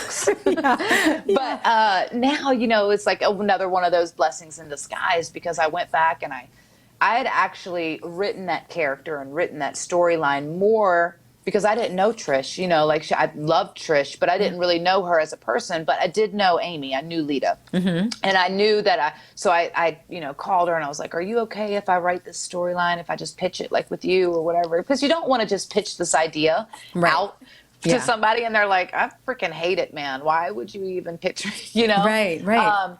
So she was totally cool with it. She's like, yeah, man, I don't care, whatever. She was a heel at the time, and so it really didn't make sense to do with her, but she was who I knew and I felt comfortable. It would have been cool. It would have been different. It would have thrown a different edge on it. But the fact that they did it with Trish, I think, took me, because she was so beloved, and she still is. Yes. She was so loved, and so she had been like the number one girl. Her and Lita both. She was the number one girl. And she still is, I think, in a lot of people's minds. Just looked at that she is the bar. That's where the bar is. If you can surpass that, then Right. Yeah. She may come back and beat your butt. I don't know. You're right there with her. You're right there with her. Nipping at her toes. So how was that then for you? It was amazing. It was, and I think that because she and I's personality are very quirky, similar and quirky and nerdy and fun, and we would just, I feel like we would annoy the writers half the time because we would just be joking and playing the whole time, but we had so much fun with the character, and we were able to have fun with the storyline, and the fact that they gave so much time to it, 6 months all the way to lead to the turning into WrestleMania and all that. It was a rarity that a woman's, just a female storyline got that involved. So I didn't even remember that it was a 6-month whole storyline. That's amazing. It's crazy. But you guys had chemistry. You guys really had chemistry. And so by the time, WrestleMania, forget it. It was amazing. It was awesome. It was on cloud nine. Yeah, I was going to say, how did that feel for you, though? WrestleMania. So if you go, and this is the thing, if you go, there's this moment when I take her leg and then I jump to the floor or whatever, and I do this this on the floor, and I just remember there were certain moments in that match that I just remember hearing the people going I get chill bumps still to this day thinking about it, going oh my God, this is crazy. But that moment right there, I'll forever remember it, because it was one of those moments of I went and the people erupted, and I was I can't believe this is happening. This is my dream coming true. Who would have ever thought that this would be happening right now? And I'm just it blew my mind. It was unreal. It's just, I was very blessed and very fortunate. And I think it was, I had worked hard and I had prayed hard and I had worked hard some more, and it was just still unbelievable that it could happen for somebody like me. It's just pretty amazing. Oh, and it really is a testament to who you are and your hard work, for sure. And I remember we went to Trish's wedding. Yeah, we were there together. There was a whole group of us, had so much fun. And to this day, you guys have kept in touch. We've kept in touch. She actually flew here. I don't know if you know this, but she came to the show 8 months pregnant. She's amazing. All the way from Toronto, 8 months pregnant. She did, we ended up doing a 2-part on her. I was like, I'm going to squeeze every ounce of you before you give birth. Right. But it is something that Trish is awesome to work with. And it's, I just remember we had so much fun in the locker room, all three of us, for sure. Yeah. But she's just good people too, and I think that it's a testament to her because she's very successful and she's very smart and very savvy in the business world as well as in the world of wrestling, and I think they both kind of correlate in itself. But like the fact that she would fly to you to do the show, the fact that she flew down to Nashville to do your music video, right? Yeah. I mean, just that's the type of person she is. She just wants everybody to be successful and to have fun. And if one person can help another, that can help another. I mean, that's just the type of person she is, man. And it's really cool because we all wish that everybody in the business was like that, but it's not the way it works. And so when you have a friend or you find people that are true blue souls like that, that it's cool that you can connect with them on a different level and be friends in real life past the world of madness and this world we call wrestling. Yeah, right? Yeah. Yeah. So how did it feel the first run? Before I talk about your return, how did it feel the first run? And was it all glory? Or what was your struggle? What was your biggest struggle?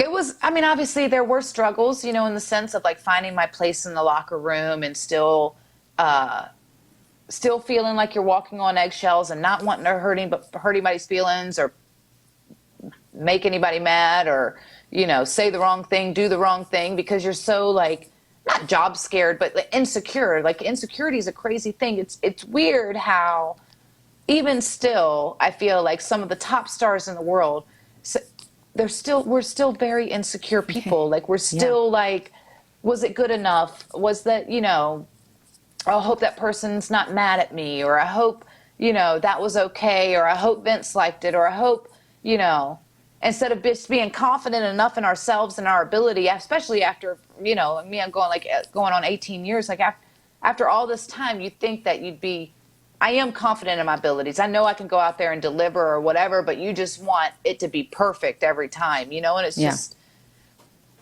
I don't know how we're still like little insecurities about the little things, you know, but maybe it's just all part of the show business.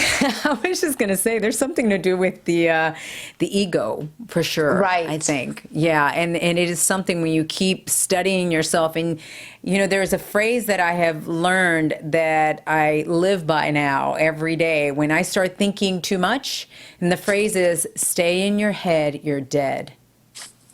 So when that insecurity starts going in, if I stay in there and I'm dead, like literally screwed. Now I can't see the light. I can't see anything good about anything. Mm-hmm. So now you left WWE. You had a family. You had a child. I know. It's the best. Oh my gosh. How is motherhood? Honestly, it's the greatest thing I've ever done. And I never thought I'd be the one to say something like that. Like, I really hadn't, I guess because at that point I'd have been so career oriented and just driven in that aspect that I had my blinders on and I really wasn't even looking at outside. And I just felt like maybe it wasn't the right time or the thing for me, or it wasn't in my destiny or plan or, but you know, I met my husband and he's such a good man. And I tell him, I was like, you love me in spite of me sometimes, I think, because I'm sure I drive him mad. I mean, you know, he's a good man. He's like so sweet and understanding and, you know, this business is hard, you know, especially with two people in the same industry. And I was going to ask you about that. How is that with both of you in the same industry? And he hasn't gotten to WWE. It's, you know, it's one of those things of like, luckily he's secure enough in himself and he's like he's very smart and very savvy outside the world of wrestling as well. Like he's an author and, you know, so he writes a column, he's on his second book, and he's really into fitness. And so I think that definitely helps, that like wrestling isn't just both of our entire worlds, you know.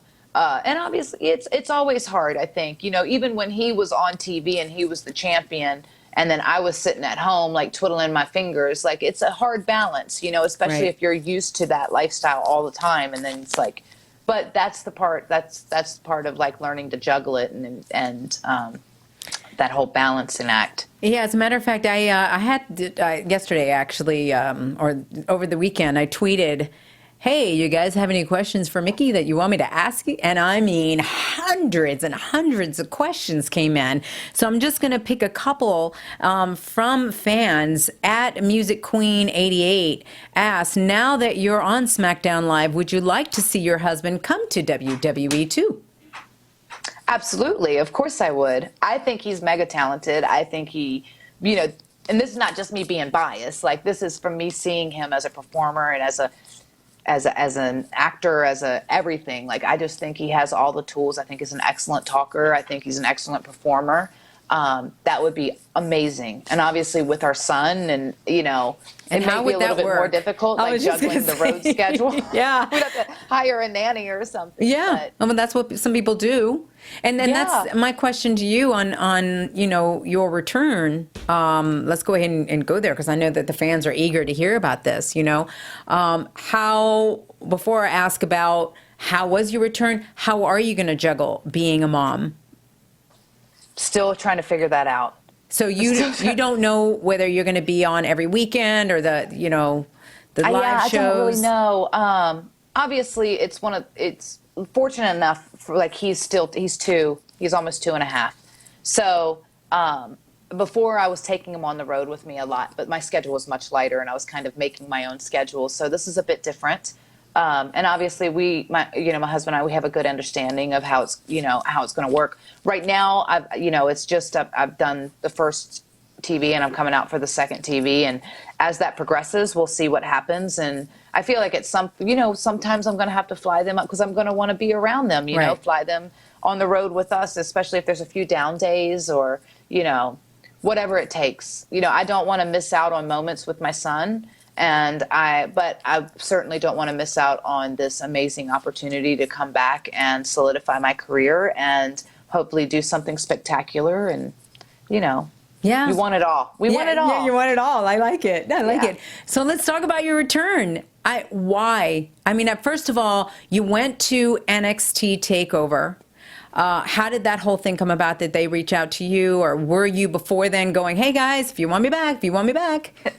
I had been doing that prior, about a year before that. I'd done that a couple of times. And I think I talked to you about it a little bit too. And I'm just like, oh, maybe they just don't want me. Maybe it's not my time, kind of thing. And it wasn't until I just kind of let it go. And I was actually getting on a plane. We were going to the UK, because we were going to the UK for a whole month, because we had our own shows over there, and we were doing a few shows, and we were visiting with Nick's family. Mm-hmm. And so we had this whole trip planned for an entire month, all across the UK. Yeah. And I'm sitting in Orlando Airport and waiting for our flight, and Carano calls me, and I'm like, are you serious right now? Like, are you ribbing me? When you see that Yeah. phone, when the phone call comes in, you see his name, how does that feel? Yeah. Is that I'm still going, like, what am I? what? Really? Am I in trouble? Wait, I can't be in trouble. Yeah, I don't work for them anymore. Wait a minute, what? All right, so yeah, how'd the phone call go? Yeah, and he's like, what are you doing? Would you be willing to come in and work NXT? And I'm thinking it's in like 2 weeks, and I'm going, ooh, I'm getting ready to fly to the UK. Like, I don't, maybe, yeah. So we ended up I had to take my flight, and I flew to the UK, and then because my service is crap, I ended up having to call him on, the Facebook Messenger, or like the audio, Facebook audio or something like that, to call him just to kind of chat about it or whatever, back and forth. And we agreed. I was like, yeah, this is a pretty awesome. I thought it was just going to be a one-time thing. But I was like, what an amazing opportunity for me this is the one thing that I've wanted. I wanted to be able to come back what I felt is my home. And I wanted to be able to at least have one last match to solidify my career. Because I was kind of at that point of going, like, what am I going to do next? Like, obviously, I don't want to keep wrestling on the independents. I don't want to keep doing I'm working on this other program, the Superstar Mom program. I'm working on my album, my third album. I'm doing all this, but I'm like pulling everything at both ends in the middle. And I'm still trying to balance being a mom and being a hustler and doing all this. And it's like, as much as I enjoyed working the independents, it is a bit like disheartening once you've wrestled in front of 90,000 people to then go wrestle in front of a couple of hundred, Right. It's so humbling, then sometimes for sure. I would go out there and I'd be like, oh, Yeah. right. So we had even discussed it. I'll go, I think this might be my last year. Like, I just think, you know, it is what it is, and I've been very blessed with a pretty amazing career, and I've tried to, you know, call them back, and I've tried to see what it was, and they just don't seem into it, and that's totally cool. I mean, there's an amazing bunch of girls right now, and they're killing it and having amazing matches, and, you know, it is what it is. And Yeah, but after you make your mark, I mean, first of all, what an entrance, right? The reception. I couldn't believe it. I was so happy for you. I was Thank one of you. those two that I was like, yes! Just because you I deserve couldn't it. believe it. You're such a great person, but you're so talented too. And you I love still got it.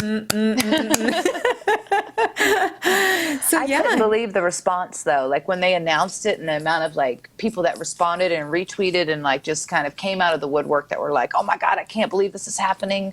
Because Asuka's obviously, she's very, very talented. Yeah. She's gotten this following all on her own and this, you know, so yeah, it was interesting. It was interesting. And I was like, whoa, I can't believe this. And then they followed me around all day and where they did like this behind the scenes, like this diary of like how it felt for me to come back. And it was a really cool, and it was like just that taste of what it used to be like. Yeah. It was like that taste of what it used to be like. And I'm like, So you have your match, which you killed it. You guys Thank you. really did a great job. How soon after that were you offered a contract? So cute. I hear your son in the You background. can He's hear so Donovan adorable. in the background. He's like, La la la la. So adorable. as long as he doesn't start going. Yeah. Yeah. So go ahead. So how quickly? It was a few months, and it was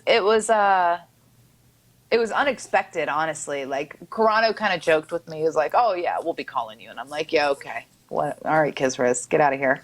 Because you know he likes to joke with you, likes to rib you a lot. Yeah. So I'm like, all right, whatever, get out of here. But yeah, it was a couple of months, and then Hunter actually called me, and he's like, you know, would you consider coming back, and would you, you know, maybe consider being a part of SmackDown? I was like, yeah. Yeah. Oh my God. Absolutely, I will. Like, you know, I didn't even have to think, like, because we had kind of discussed it, you know, Nick and I had discussed it already. So it wasn't like something that, if the possibility of something like this was to happen for either one of us, like, what would we do? And it's like, you'd be foolish to say no. So we'll figure it out, you know, kind of deal. So I love that. What a great attitude for him, for sure. Well, at Real Seal wants to know, what made you want to be on the same page as Alexa Bliss when you attacked Becky Lynch? Because you came back as a heel. how exciting. Did you like it? That I will explain on Tuesday. Oh, there you go. I like it. I like it. So you had to tune in for that one. Do you like playing a heel? I love it. Yeah? You know, it's Why? because, you know, I've been a good girl for 90% of my career. Yeah. You know, even when I was a heel, when I first came in, it was a different type of heel. It was that crazy, like, I didn't realize I was a bad girl. I was just crazy. You know, Obsessed. in my own Fan. world. Right. Yeah. Yeah. So, it's fun. It's so much fun to be something so different than what I'm used to, accustomed to, because it's a different type of challenge. And it's interesting to try to get all these, you know, these fans that do love me and do want the best. They're so excited to see me back, and then hopefully to turn them against me. Mm-hmm. That means I'm doing my job. Oh, yeah. Right. Some of them already on Twitter are like, I don't like it. I don't like it. How dare you? How dare she? And yeah, somebody, again, it was Hellcat Perez who had asked, how does it feel to be back in the WWE again? How does it feel? It's incredible. Yeah? Incredible. Are you Yeah. appreciating it the second time around even more? I hope that I will be able to. I definitely appreciate, I'm much more humble in the sense of, because I feel like I've grown up a lot as a person, as an individual, and I'm much more secure in myself than I've ever been in my life.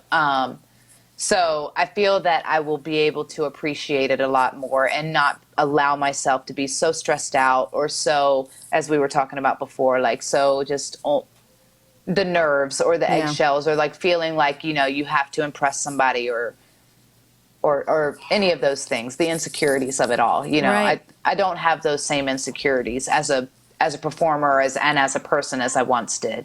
So what I want to know is something that is probably on the minds on a lot of fans, that I want to give you the opportunity to talk about, to discuss maybe, as much as you want to discuss what happened and how this is going to maybe, I don't know, if it's going to have anything with your return now. And that is, you had a relationship with Kenny and you had a relationship with John Cena.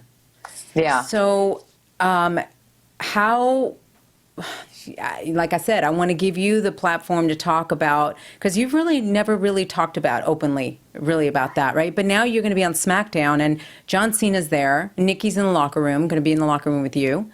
How do you feel about all of that? And how have I feel you grown? good. I feel good. I feel, we're all adults, and, obviously this business is what it is, and we've all had our share of relationships failed. And I think that being adults and being professionals allows us the, hopefully the mind frame of going like, so, it's such a tight-knit thing. Is like, that's one of the reasons why so many people in the industry fall in love in the first place, is because you see each other every day. You hang out with each other. You don't get a chance to go, when you're on the road 200 and some days out of the year, when do you have a chance to make any type of outside life aside from the one that's going on? And, but, we're all grown adults, and I would hope that, and I'm pretty sure that it's going to be pretty awesome, because I'm sure that I'm going to have to work with Nikki in the ring, and I know that we could do some really amazing stuff. And I agree with that. You guys, I can't wait to see that. And that would be incredible. And she's an amazing person. And this is way before she even came into the picture with John, for sure. Right. And they're obviously like very much in love and have this awesome relationship. And have my you're husband married. And my son, and and we all grow up and we all go through stuff, and like it is what it is.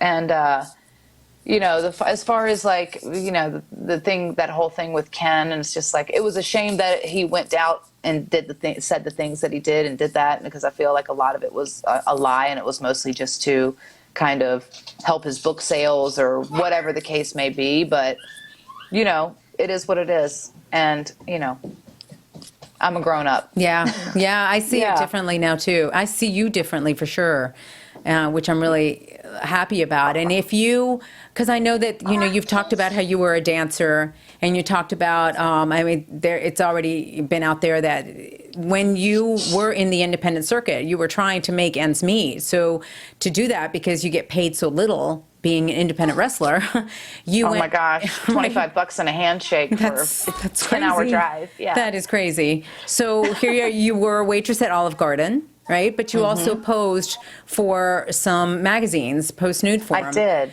So the timeline is weird on that, because I had done that prior to wrestling.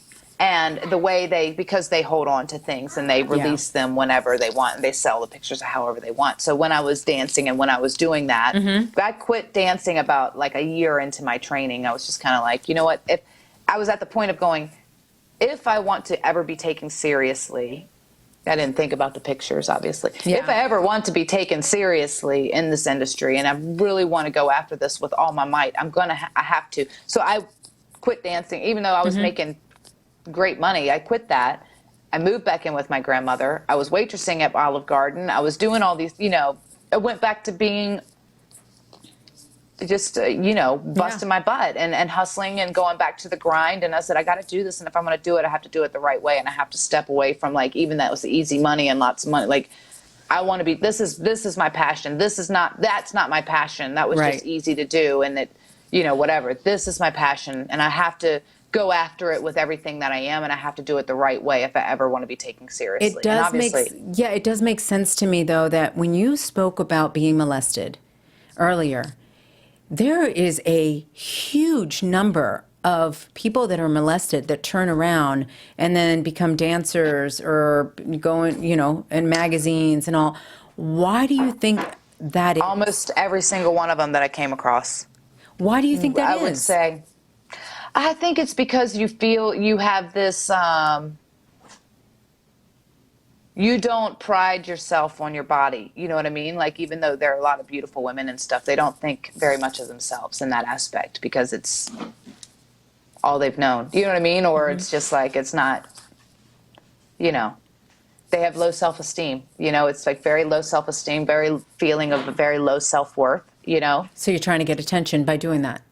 Right. Or escapism, or or attention, or just being made to, being told you're beautiful, or being told, all these, lies That makes about, so much to sense. help you feel good or whatever. And then Yeah. it's just, It makes so much sense, the choices that you make based on what's happened to you when you're, being raised. right. What happened to you. It does. And you don't think about how all these things affect. And like I said, I told you it was a few years ago when I had to really step out of myself and come, it was like, it was probably most like before I got pregnant with Donovan, when I was going through a lot of this self-analytical stage, I guess, if you will, growing up and trying to be a grown-up in life. Yeah. But it's you have to kind of recognize those patterns and those things, and so that way you don't repeat those patterns and within yourself, or in your decision-making processes, or other things, because it can become a pattern. Whether it's the people that you choose to be in relationships with, or the people that you choose to be friends with, that you put your trust into, or business decisions, or any of that stuff. I feel like I've gotten a good read on people too. I always felt like I had a good read on people, but Yeah. I don't know. We'll see. So if you had the opportunity to tell a young girl who is in your same position, as far as maybe she wasn't even molested, maybe she's just, choosing to make the easy money. Like you said, it was easy, become a dancer or pose nude or something like that. What would you tell her?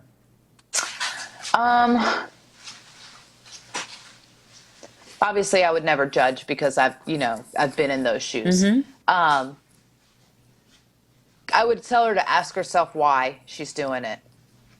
Whether, that would be the first question, to really sit there, and before you make that decision, ask yourself why. Can you look in the mirror and ask yourself why you're doing the things that you're doing? And it's because, is it, yourself, some of it's self-destruction, and you're going to have to, every decision, you don't escape, especially in today's society with everything is internet and whatever, Right. You'll never, even 20 years later, you still face the consequences of those actions, and you just have to know that you're going to have to live with that for the rest of your life. And not only you're going to have to live with that, but your children are going to have to live with those decisions. So, obviously you are a grown up at this point, and you are making these decisions for you, but just recognize that you will reap the rewards and the consequences from that day forward, so. Mickie, I'm telling you, you are so impactful right now. You are in a position of making such a huge difference, and I see somebody so different in front of me. It's so beautiful. And I know now that this second run for you is going to be incredible. It was incredible for me when I went back. It was completely, in a way, different, and I was able to appreciate it even more. And I know that that's going to happen for you. And I can't wait to see what all comes your way. I love you. I love you too. I mean, seriously, but I could definitely see you holding up that SmackDown, WWE Women's SmackDown Championship for sure. Do you see that for yourself? Oh, I've been doing my bicep curls to prepare myself. I like it. And shoulder presses, just because I like to hold it high. Yeah. But well, it's kind of like you have to visualize it, right? You have to visualize it. Absolutely. Yeah. And I know that you also are very giving, and so you don't realize, maybe you do, having you there as a veteran, you're going to be able to help so many of the girls that are there, that are coming up, that can learn so much from you. Are you excited about that? I am excited about that. I am, because I feel like, they have some veterans there, and obviously, but it's different for me, I guess, because I came up, there's a bunch of the girls there now, because the way the business has evolved, that have come through the indies and had came through the exact same way that I came up. And it was like they're starving and struggling on the independence, and they finally caught a break, and they had to go through developmental. And it's a long road, and it's a long process, and it takes a lot out of you, both mentally and physically and emotionally. So I understand that struggle, and I've been through that struggle, and I completely, and I understand what they're going through now too, of that high of being on television the first time and starting to believe in all these things that everybody is telling you. And So you're going to keep them grounded too. I hope so. Well, because, I Yeah, tell you what, you like have to. it was heartbreaking when I got let go, but it was probably the best thing that happened to me because it was humbling. Yeah. It was very humbling, and it was also, now I wouldn't have met my husband. I wouldn't have this beautiful baby boy that lights up my life and makes me smile and just laugh every single day. Like, it's just awesome. So everything happens for a reason. But at the time, I didn't see that when all that was going down. But now, like, looking back, it's like how different and how much I've changed and grown up, and how that forced me to take back and go through this whole physical and mental and emotional change for myself. Yeah. Are you ready for really get back in touch with me? Yeah. Are you ready for the locker room to be completely different, though? Because it is. I mean, you and I. Yeah. I mean, we have pictures of us together. We were in a magazine shoot with, we were in front of that car wash. Remember that car wash? That was actually fun in LA. That was fun. And it was Tori and Candace and Melina, and you were there, and I was, and it was this group that we really enjoyed being in the locker room together. We had so much fun. We were sisters, and we laughed and we joked and we played pranks on each other. Yeah. And do you remember when we went to go to London? We were in London and we took that tour in the black cab and did the London Eye. Yeah, and you know what? For some reason, I thought that was Ireland, but you're absolutely right. That was London. That we were. You're right, and we did a huge tour, and people immediately when I said that I was going to be interviewing you, they were sending me those photos of us together. So fun. We look so what like. What else did we do? We did. Oh yeah. we have did those photos Cardiff. that we're showing. We did. Go ahead. What was that? I think, didn't we do a tour in Cardiff too, where we went out and we did some stuff like that? Yes, we did. There was a castle there that we visited. I mean, you and I, and we've done tribute to the troops together. On the plane, we worked with, Kelly and Eve Torres. We were on there with them, and it's just, I've had such an amazing time with you, and I thought it was longer than it was. I think it was only like 5 years, but I mean, you and I have kept in touch since. But I'm telling you, I can't say this enough. I think it's going to be incredible what the fans are about to get, and I'm so happy. You know how I was texting you. I was like, oh my God, I'm so happy for you. And you also you said you're working on your third album. I am. How's the music career been for you? It's been so good. hard. You know how it is. It's so hard. It's hard. It's a struggle. It's a struggle for real. Yeah. But it's fun. It's a different outlet. It's like people go like, oh, when are you and Lilian going to do an album? I'm like, I'm not even in her league. No, shut up. I was just going to say, you and I have got to do some kind of duet. We could do it. You do all the singing. I'll do the hand tucking. Shush. You got it. And by the way, was it Strangers and Angels that I was just going crazy over that song? That was my first album, yeah. But I told you, I wanted you to release that as a single. I want you guys to tweet me and tell me, listen to that song, Strangers and Angels, and tell me if you love that song and if that should have been a single. Because you never know, you could re-release that single. I could. Dude, that song is so amazing. I don't know, and you sound so wonderful. I love the fact, I mean, you've opened up for, what was it, some of the bands that you've opened up? Gretchen Wilson, Rascal Flatts. Mm-hmm. Right? And I mean, it's just... Montgomery Gentry. Yeah. I mean, that's big names. So you've made, pretty awesome. Yeah, you've made a name for yourself, and I love the fact that you're doing this third album. You also have a movie coming out, don't you?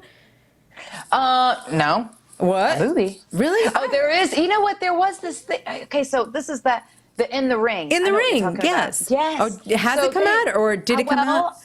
I thought or is it coming out? That's what I heard. It's coming out. They haven't started doing anything with it yet. They had approached me and asked me about it. It looks awesome. Like it's a totally like this wrestling based movie. Yeah.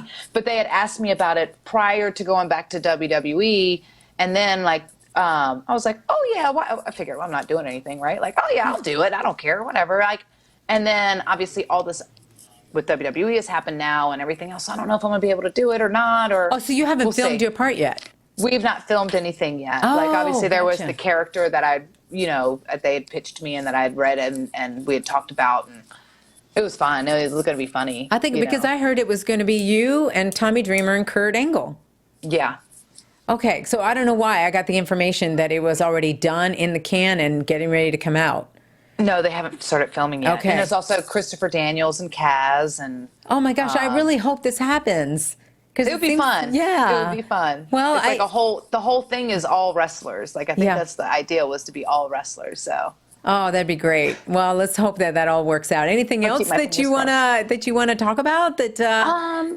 Well, I'm getting ready to. Well, I'm still working on this Superstar Mom program. It's like a fitness program, a guide for the woman, the mother, to get back in shape. And it's just.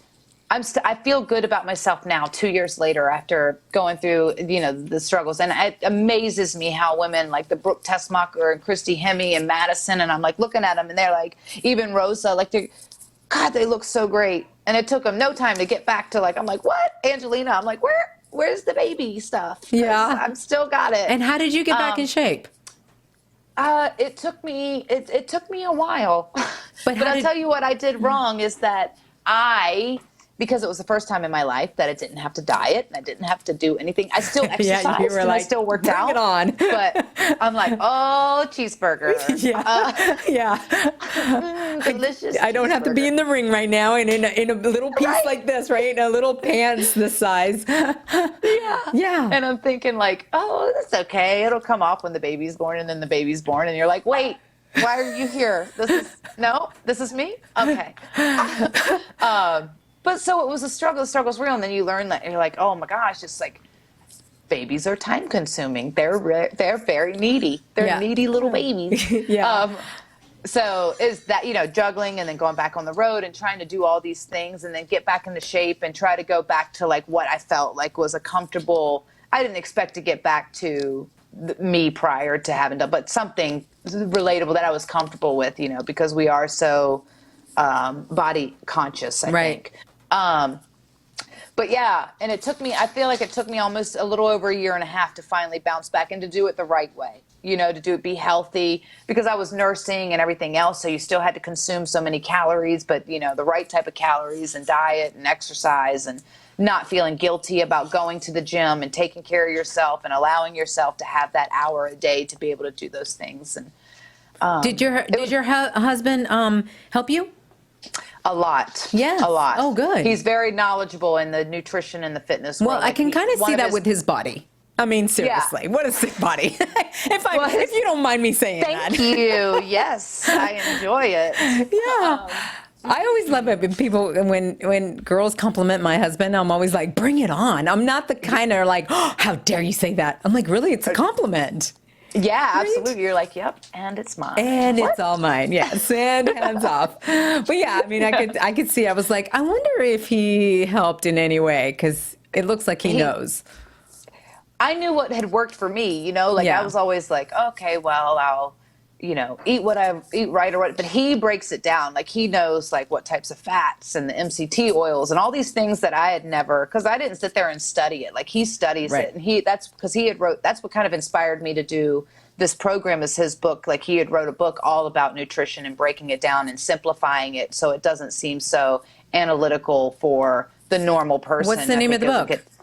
It's called The Superstar Body. Oh, awesome. Okay, and this is Nick Aldis, right? Is that how you pronounce the last name? Aldis. By Nick Aldis, and it's out. He's got it out in bookstores and Amazon and all that That's stuff. awesome. And he's working on his second book now. It's it's all about meals, capitalizing the meals and getting the nutritional value and the breakdowns of man meals kind of thing. Yeah. It's all, packed with protein, and he knows all that. I'm like, that's awesome. It tastes delicious. Yeah. Well, good for you, healthy. Mickie. Seriously, I want to thank you, because I know that you have got a flight that you got to take off and you're going to Toledo. So I don't want to take any more of your time. I just seriously cannot wait to what happens on Tuesday and moving forward. Thank you, baby. And I really appreciate this time that you have spent with us.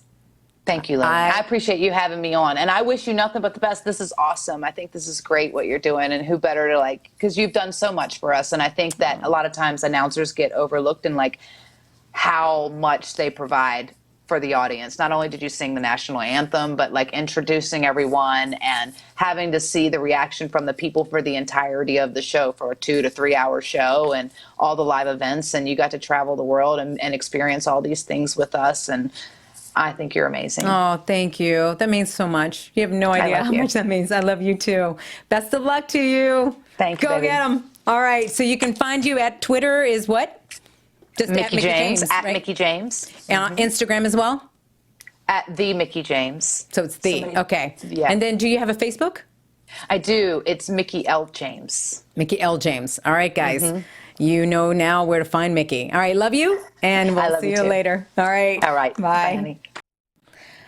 Wow, what an interview with Mickie James. She revealed so much, things that I didn't know. I worked with her for so long. I had no idea. And I just want to thank Mickie again for being so raw, real, and inspiring. And for you guys, I hope that you, I'm sure that you enjoyed it immensely. And I really hope that you will share it with friends and family, because I think it was a very, very important episode, and the things that she talked about as well. We can all learn from them. So make sure that you tell everybody on iTunes, or you can go to youtube.com/AfterBuzzTV. Until next week, guys, you can find me at Lilian Garcia on YouTube and on Instagram, and also on Facebook. You could just go to Lilian Garcia official fan page. You can also log on to liliangarcia.com, where you can find all the episodes that I have done so far and all my podcasts. They're all collectively there. They're easy to find, and it's all coming to you from Kevin Undergaro and Maria Menounos from AfterBuzz TV. I thank you guys again for joining me every single week, for telling everybody about it. And until then, much peace, love, and of course, live with much passion. See you guys. Bye.